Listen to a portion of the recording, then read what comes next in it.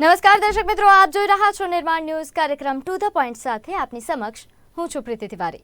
દર્શક મિત્રો, આવતીકાલે એટલે કે 7 મેના રોજ ગુજરાત સહિત 12 રાજ્યોની 93 બેઠકો માટે મતદાન થવાનું છે। ગુજરાતમાં સુરત સિવાયની તમામ 25 લોકસભા બેઠકો માટે મતદાન થવાનું છે। સાથે સાથે 5 વિધાનસભાની પેટા ચૂંટણી થવાની છે, એટલે ત્યાં પણ મતદાન થવાનું છે। નોંધનીય છે કે હાલ મતદાન કારણ કે આવતીકાલે મતદાન છે, જે નવા મતદારો છે તેમનામાં ખૂબ જ ઉત્સાહ છે, કારણ કે પહેલીવાર તેમને વોટ આપવાનું છે। આ ઉપરાંત પણ મતદાનને લઈને કારણ કે આપણા માટે આ એક પર્વ છે, આ એક ઉત્સાહ છે જેને આપણે ઉજવવાનો છે, તેના માટે એક અલગથી ઉત્સાહ છે। અને છેલ્લા ઘણા સમયથી, છેલ્લા 1-2 મહિનાથી રાજ્યભરમાં જે ચૂંટણીનો માહોલ જામ્યો છે તેની એક અસર મતદાર પર જોવા મળતી હોય છે, અને એ ઉત્સાહમાં મતદાન કરવા માટે જતા હોય છે। ચૂંટણી પંચે આ વખતે ખૂબ જ સરાહનીય કામગીરી કરી છે। તમામ મતદાન મથકો પર ખાસ જો વાત કરવામાં આવે, તમામ પ્રકારની વ્યવસ્થા છે। આ ઉપરાંત ચૂંટણી પંચે આ વખતે તમામ મતદારો મતદાન મથક સુધી પહોંચે તેના માટે ખાસ વ્યવસ્થા કરી છે। જાગૃતિના આટલા બધા કાર્યક્રમો થયા, જેથી તમામ મતદારો જાય, મતદાન કરવા માટે પ્રેરાય, તેના માટે અલગથી કાર્યક્રમો થઈ રહ્યા છે। આજે કારણ કે આપણે લોકસભાની ચૂંટણીનો આ પર્વ ચાલી રહ્યો છે, ત્યારે ચૂંટણી પર વાત કરવી છે, અને એ પણ લોકસભાની ચૂંટણી, જે આપણા દેશમાં, ભારત જે દુનિયાનું સૌથી મોટું લોકતંત્ર છે, ત્યાં પહેલીવાર જ્યારે 1951માં આ ચૂંટણી થઈ, 4 મહિના સુધી આ ચૂંટણી ચાલી હતી લોકસભાની ચૂંટણી, ત્યારથી અત્યાર સુધીમાં કેટલો બદલાવ આવ્યો છે। અને આ ચૂંટણી સાથે, લોકસભાની ચૂંટણી સાથે જોડાયેલી તમામ અવનવી વાતો પર ચર્ચા કરીશું। અને આ ચર્ચા કરવા માટે આજે આપણી સાથે 2 રાજકીય વિશ્લેષકો જોડાઈ ગયા છે। આપણી સાથે જયેન્દ્ર બ્રહ્મભટ્ટ, સાથે અરવિંદ જોબનપુત્રા। પહેલા તો આપ બંનેનું નિર્માણ ન્યૂઝ પર સ્વાગત છે। અરવિંદ જોબનપુત્રા જેઓ વરિષ્ઠ પત્રકાર પણ છે, સાથે શરૂઆત કારણ કે અરવિંદભાઈ આપનાથી કરીશ, એક પત્રકાર તરીકે પણ આપે જ્યારે ભૂમિકા નિભાવી છે, ઘણી બધી ચૂંટણીઓ પણ કદાચ આપણે કવર કરી હોય, ઘણા બધા આવા પર્વની ઉજવણીમાં જ્યારે આ ભાગરૂપ બન્યા હતા, પહેલા જે ચૂંટણી થતી હતી, અત્યારે ચૂંટણી થઈ રહી છે, કેટલો માહોલ બદલાયો છે આપના મતે? સમય હંમેશા પરિવર્તનને આધારિત હોય છે।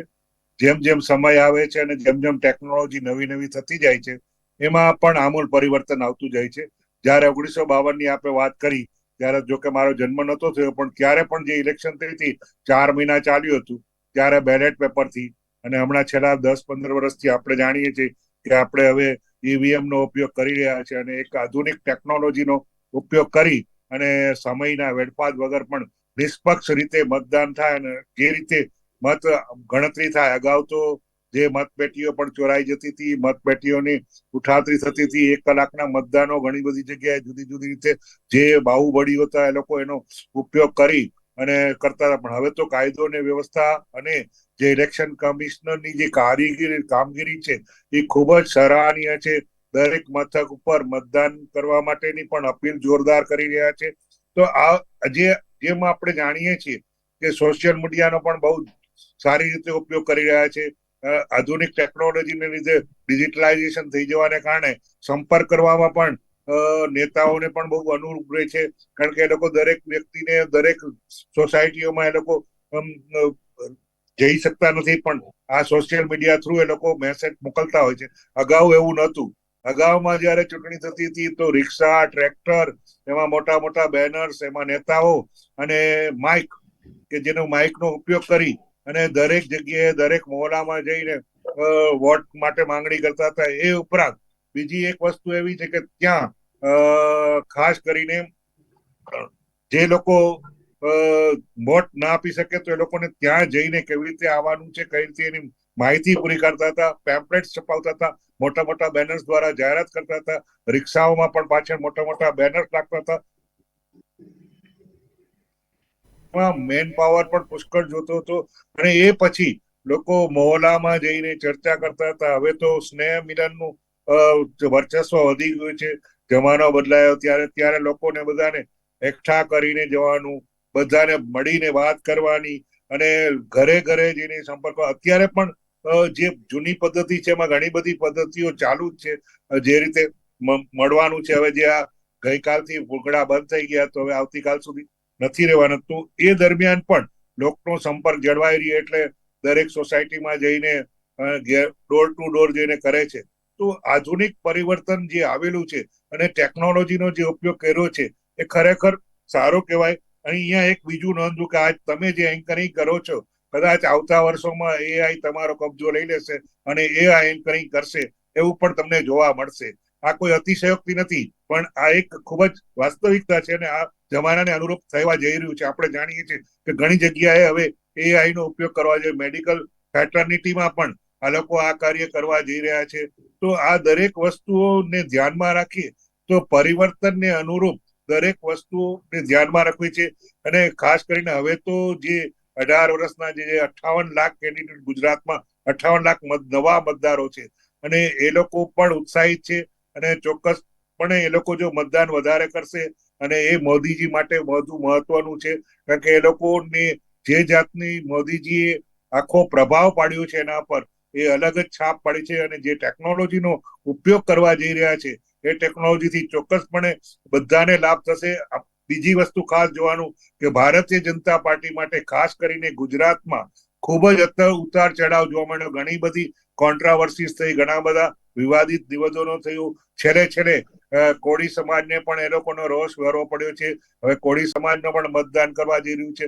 તો એ પણ એ લોકોને જ્યારે ભારત ઉલટું કોંગ્રેસમાં આવી કોઈ વસ્તુઓ બની નથી એ જોવાનું રહ્યું છે. અહીંયા અપેક્ષાથી જુદી વસ્તુઓ આપણે જોવા મળે છે. અલબત્ત મોદી મેજિક કેટલું કામ કરે છે આપણે જોઈ શકીએ, પછી જ ખ્યાલ આવે કે મતદારો કઈ તરફ મતદાન કરી રહ્યા છે. ભાઈ, જે અરવિંદભાઈએ વાત કરી કે જે 1950ના દાયકામાં કે જ્યારે મતપેટીનો ઉપયોગ થતો હતો, મતપેટીઓ ચોરાઈ પણ જતી હતી, અલગ અલગ રંગની મતપેટીઓ હતી જે જૂના ફિલ્મોમાં આપણે જોઈ શકીએ છીએ. અને અત્યારનો સમય એવો છે, ટેકનોલોજી છે, ઈવીએમ મશીન છે, વીવીપેટનો ઉપયોગ થઈ રહ્યો છે. ટેકનોલોજીનું આ ચૂંટણીમાં જે ઇમ્પ્લિમેન્ટેશન થયું એટલે એક મોટો બદલાવ થયો. સાથે સાથે શું રીતોમાં પણ બદલાવ આવ્યો છે, પ્રચારની રીતોમાં, ઉપરાંત મતદાનની જે આ પદ્ધતિ છે તેમાં કેટલો બદલાવ આપના મતે લાગી રહ્યો છે? બદલાવ તો સમય સાથે અરવિંદભાઈએ કીધું એમ ઘણો બધો આવી ગયો, પણ પરિસ્થિતિ એવી છે કે વિકાસ જેમ થાય છે એ પ્રમાણે સમયનું પરિવર્તન થાય છે. એ પ્રમાણે ચૂંટણી પ્રક્રિયામાં, ચૂંટણી પ્રચારમાં ઘણી બધી પરિવર્તન આવે છે. મને યાદ છે પહેલાના જમાનામાં બ્લેક બોર્ડ જેવું એક બોર્ડ ચિત્ર બનાવવામાં આવતું, એના પર માત્ર ઉમેદવારનું નામ, નિશાન અને વિધાનસભા લોકસભા એ રીતે નામ લખાતું. ત્યારબાદ એ બી કેવું કે ગામમાં ઘણા બધા બહુ સિલેક્ટેડ એરિયામાં એ બોર્ડ બનાવવામાં આવતું. ત્યારબાદ થોડા પ્લેમ્પલેટોનો જમાનો આવ્યો. પ્લેમ્પલેટ જમાના ગયા પછી રિક્ષાઓમાં ફરવાનો વારો આવ્યો. અર્બન સેમી અર્બન સિટીમાં રિક્ષામાં એકવાર સવારથી સાંજ માણસ ફરે અને જે પાર્ટીની રિક્ષા ફરતી હોય એનું નામ બોલે, એનું ઉમેદવારનું નામ બોલે અને પ્રચાર પ્રસાર કરે. સભાઓમાં બી એવું પરિસ્થિતિ આવી કે એક સમય એવું હતું કે મોટા મોટા કદ્દાવર નેતાઓની સભામાં પણ બહુ જ લિમિટેડ સંખ્યાઓ આવતી હતી. કેમ કે લોકોની જોડે ટ્રાન્સપોર્ટેશનનું કોઈ એટલું બધી સગવડો નથી, પ્રાઇવેટ વાહનો નતા. સાથે સાથે સિલેક્ટેડ જગ્યાઓ પર સભાઓ રાખવામાં આવતી, જેના કારણે સપોઝ કે અટલજી કે ઇન્દિરાજી ગુજરાતના કોઈ મોટા સેન્ટર પર આવ્યા હોય તો આજુબાજુના લોકો જે એમના અંગત પ્રશંસકો હોય, જે એમના પાર્ટીમાં બિલીવ કરનારા હોય, અને બીજો વખત તો બહુ પાર્ટી સૌથી મોટી કોંગ્રેસ જ હતી, એટલે એ જમાનામાં લોકો જાતે પોતાના 2 રૂપિયા, 5 રૂપિયા, 10 રૂપિયાના ટ્રેનના ભાડા ખર્ચીને જે તે સ્થળે જતા હતા. હવે તો એવું થઈ ગયું છે કે જે પાર્ટીની જાહેર સભા મોટા નેતાની હોય, કે દાખલા તરીકે નરેન્દ્રભાઈની હોય કે પ્રિયંકા ગાંધીની હોય, તો એવું થતું કે જાણે બનાસકાંઠામાં રાખી હોય કે પાટણમાં સભા રાખી હોય કે હિંમતનગરમાં રાખી હોય, તો એ સભાના નિયરે એ સેન્ટર એવું સિલેક્ટ કરવામાં આવતું કે આજુબાજુની 2-3 લોકસભાના મતદારોને એ લોકો ત્યાં લઈ જતા. પાર્ટીના ઉમેદવાર કે પાર્ટીના સંગઠન જવાબદાર વ્યક્તિઓ વાહનોની તૈયારી સાથે ફૂડ પેકેટ આપે છે, પાણીની બોટલ આપે છે અને આખી ને આખી મોટી વિશાળ સંખ્યામાં જનમેદની એકઠી કરે છે અને પ્રચારનું કામ કરવામાં આવે છે. સમય સાથે એક આ પ્રચારની સિસ્ટમમાં બદલાવ આવ્યો. તો પહેલાના જમાનામાં એક પણ એવું બી હતું કે પાર્ટીના કાર્યકર્તાઓ જે પાર્ટીને 100% સમર્પિત હતા, કોઈ પણ જાતની અપેક્ષા વિના કામ કરતા હતા, એવા સ્વયંભૂ કાર્યકર્તાઓ મતદાર યાદીમાંથી સ્લીપ લખતા. નો ડાઉટ એ જમાનામાં મતદારોની સંખ્યા પણ ઓછી હતી, પણ મતદારોની સ્લીપ, મતદાન મથકની મતદારની વોર્ડની સ્લીપ બનાવવા માટે એ લોકો સ્વેચ્છાએ સમય ફાળવતા. કોઈ કલાક આવે, કોઈ 2 કલાક આવે, કોઈ 4 કલાક આવે, અને પોતાના વિસ્તારની કે પોતાના ગામની સ્લીપો લખીને જે તે જગ્યાએ હેન્ડ ટુ હેન્ડ પહોંચાડતા. હવે તો સ્લીપમાં પણ એવું થઈ ગયું કે બિલકુલ કોમ્પ્યુટર પર કમ્પ્લીટલી ડેટા મળી ગયો કે ભાઈ એક બૂથ નંબરમાં કોણ છે, બેમાં બૂથમાં કોણ છે, કયા વોર્ડમાં કઈ જ્ઞાતિના મતદારો વધારે છે, અને એ પ્રમાણે આખી ચૂંટણીની વ્યૂહરચના ઘડાવવામાં આવી, જેના કારણે સમય સાથે ઘણું બધું બદલાઈ ગયું અને એનો લાભ બધા જ રાજકીય પાર્ટીઓને મળવા માંડ્યો, સાથે સાથે જે મતદારો છે એમને બી મળવા માંડ્યો. કેમ કે પહેલાના સમયમાં એવું થતું કે મતદાન મથક બી દૂર રહેતું હતું, મતદાન મથક પર જવા આવવાની ટ્રાન્સપોર્ટેશન કરવા માટેની વ્યવસ્થાઓ બહુ ઓછી હતી, ઉંમરલાયક વ્યક્તિઓ જઈ બી નતા શકતા, ઘણા લોકો વિચાર બી ઓછું કરી શકતા હતા મતદાન કરવા માટેનો. હવે તો એવું છે કે એમને ખબર પડે કે આ ફ્લેટમાં કે આ સોસાયટીમાં 4 મતદારો ખૂબ ઉંમરલાયક છે કે એબોવ 70 એબોવ 80 છે, તો એમના માટે મતદાર જે તે પક્ષનો કાર્યકર્તા એ મતદારને લેવા માટે રિક્ષામાં જાય, વાહન મોકલે, એને લઈને આવે અને એને મતદાન કરાવે. મતદાન મથકમાં બી એટલું જ પરિવર્તન આવ્યું.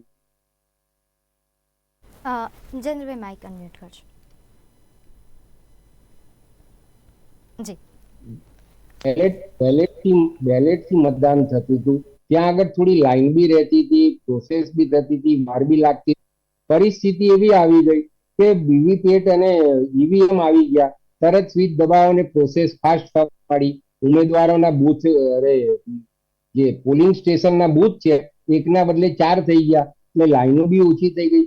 એવરેજ આપણે બધી જ વસ્તુ જો ફિલ્ડમાં જોવા જઈએ તો તમામ ક્ષેત્રે સમયની સાથે બધું જ પરિવર્તન આવ્યું. રાજકીય પાર્ટીઓની વિચારધારામાં બી આવી ગયું છે, મતદારોને માનસિકતામાં બી આવી ગયું છે, પ્રચાર પ્રસાર પદ્ધતિમાં બી આવી ગયું છે, અને મીડિયાએ સૌથી મોટી જે જાગૃતિ મતદાનની અપીલો કરવા માટે કરવી પડે છે, એ બી એક બહુ મોટી પરિસ્થિતિ આવી ગઈ કે ભાઈ રાજકીય પાર્ટીઓ હવે સીધા મતદારો જોડે સંપર્ક નથી કરતા, તો મીડિયાના માધ્યમથી, સોશિયલ મીડિયાના માધ્યમથી કરવા માંડ્યા. અને એનો ફાયદો એવો થયો કે દરેક રાજકીય પાર્ટીની જે વિચારધારા છે, ચૂંટણીના મેનિફેસ્ટો છે, એ બધી જ વસ્તુથી સામાન્ય માણસથી માંડી બધા મતદારો વાકેફ થવા લાગ્યા છે. ભાઈ, જ્યારે મતદાન પ્રક્રિયાની વાત કરવામાં આવે, પહેલાની મતદાન પ્રક્રિયા અને અત્યારની મતદાન પ્રક્રિયામાં જે રીતે આપે જણાવ્યું, ઘણો બધો બદલાવ આવ્યો છે, સાથે સાથે પારદર્શિકતા પણ વધી છે. અને આમાં સૌથી વધારે કહેવામાં આવે છે કે ટીએન સેશન કે તેમના સમયગાળામાં સૌથી વધારે, કારણ કે સૌથી કડક ચૂંટણી અધિકારી તેમને માનવામાં આવે છે, અત્યાર સુધીના કમિશનર તેમને માનવામાં આવે છે કડક, કારણ કે જે નિયમોમાં બદલાવ તેઓ લાવ્યા તેને અત્યારે પણ બિરદાવવામાં આવે છે. તેમના શાસનકાળ દરમિયાન જે નિયમો બદલાયા તે કેટલા જરૂરી હતા, કયા તેના વિશે થોડાક તથ્યો જણાવશો.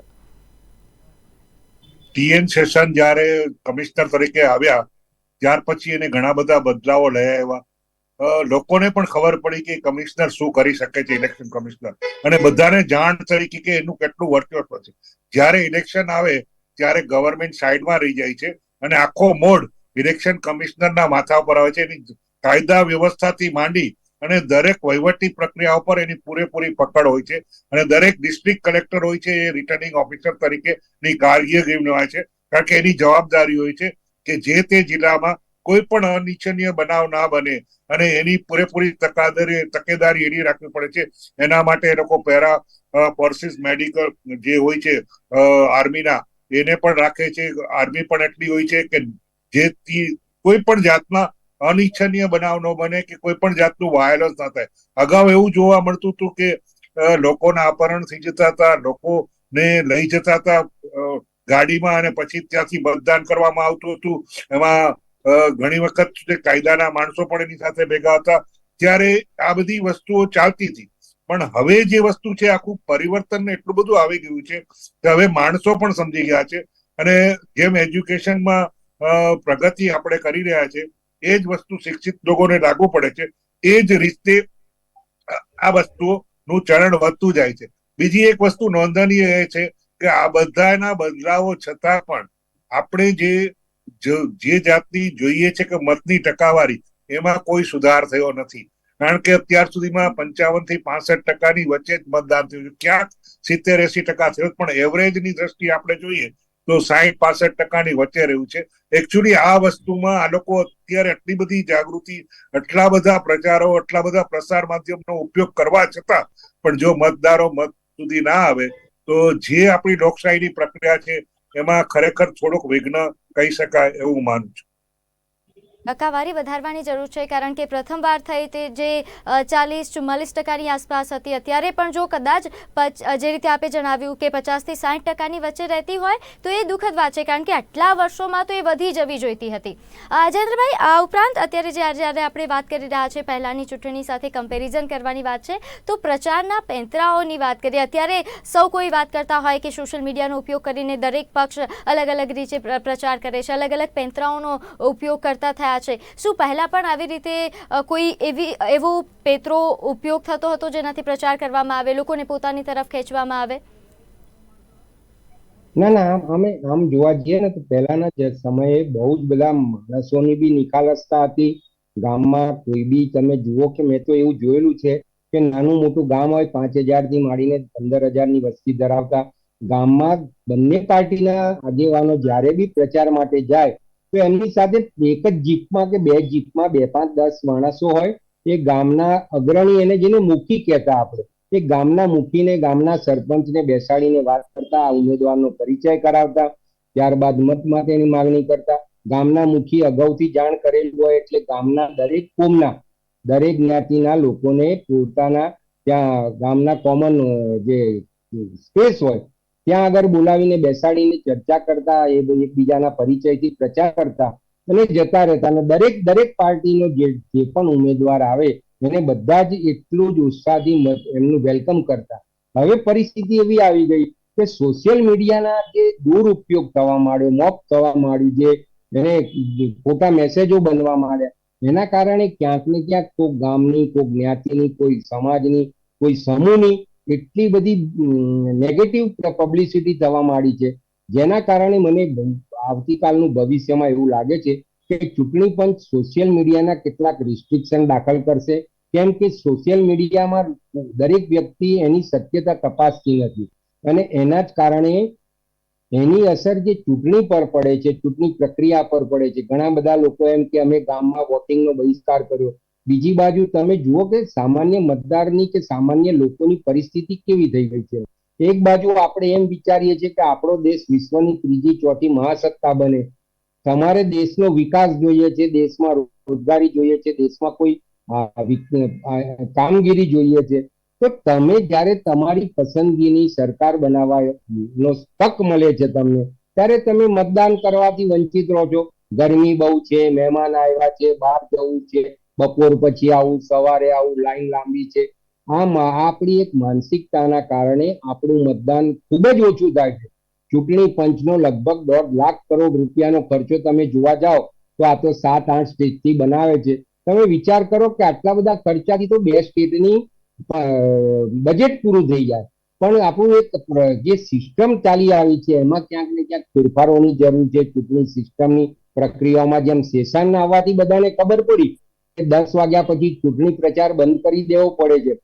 પહેલાના સમયમાં એવું થતું હતું, મને યાદ છે કે મોટા નેતા અમદાવાદથી કોઈ સેન્ટર પર જાય 75-100 કિલોમીટર, કદાચ એ લોકો જોડે એ જમાનામાં રાજકીય પાર્ટીઓ જોડે બહુ વાહનો બી નતા, તો લેટ પડી જાય તો 11 વાગ્યા પછી તો સભા શરૂ થતી હતી અને સભા બી ખુલ્લા હોલની જગ્યાએ થતી. એક જ માઇક હોય, એક જ ડુંગરું લગાવેલું હોય અને નેતા 15 થી 20 મિનિટ બોલીને જતો રહે.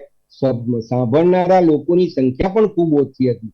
અત્યારે એવું થઈ ગયું છે કે દરેક સભાઓને લાઈવ દરેક ચેનલ પર બતાવવામાં આવે છે. એને મીડિયાનો પાર્ટ બનાવી સોશિયલ મીડિયામાં એને બતાવવામાં આવે છે.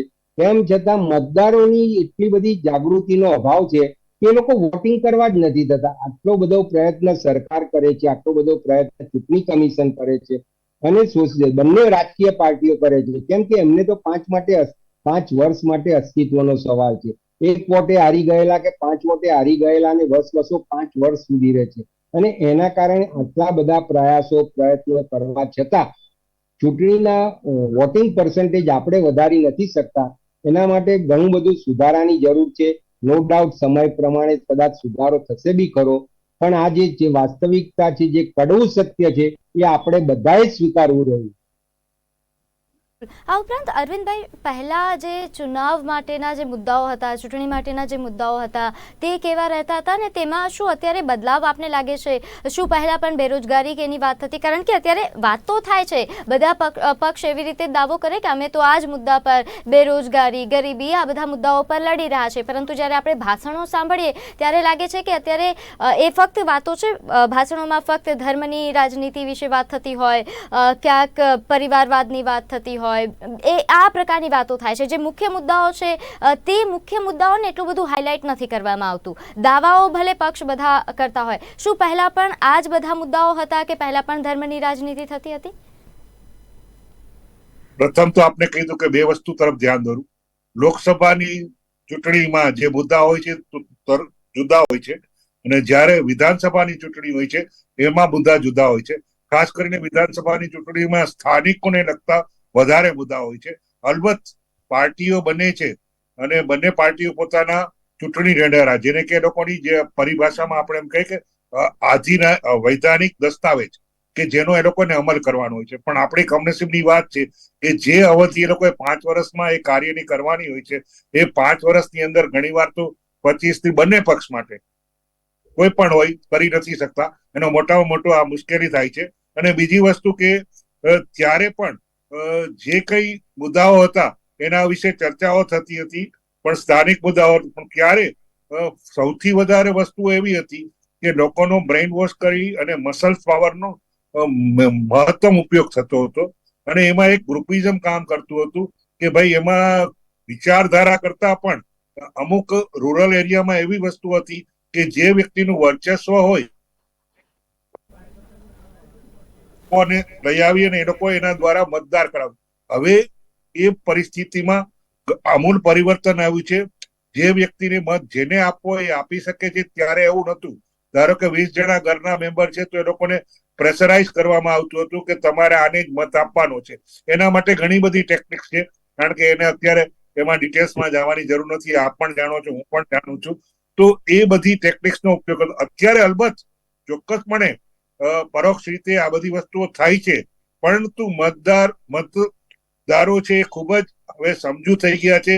અલબત્ત એ લોકો એ લોભામણી વસ્તુઓથી ચોક્કસ લોભાય છે, પરંતુ મત કોને આપે છે એ લોકો કોઈ કરી શકતા નથી. મત જેને આપવો એને જ આપી શકે.